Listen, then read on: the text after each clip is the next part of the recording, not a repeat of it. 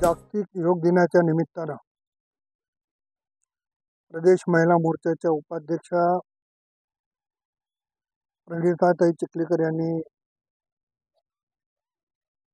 या योग दिनाचं औचित्य साधून या ठिकाणी कार्यक्रमाचं आयोजन केलेलं आहे। आज जागतिक योगा दिवस आहे आणि आपल्याला आठवत असेल महाराष्ट्राचे तत्कालीन मुख्यमंत्री आणि विद्यमान उपमुख्यमंत्री आदरणीय देवेंद्रजी फडणवीस आणि योग गुरु आदरणीय रामदेव बाबांच्या उपस्थितीमध्ये नांदेडला कार्यक्रम झाला। गिनीज बुकामध्ये नोंद व्हावी एवढा मोठा कार्यक्रम नांदेडकरांनी त्यावेळेस साजरा केला।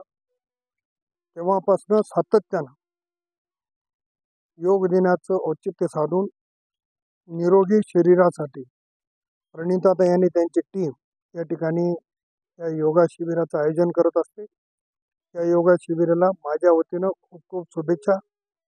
आता नांदेडकरांनी मला योगा करण्यासाठी पूर्ण वेळ दिलेला आहे, त्याच्यामुळे आता पूर्ण वेळ योगामध्ये मी पण राहणार आहे।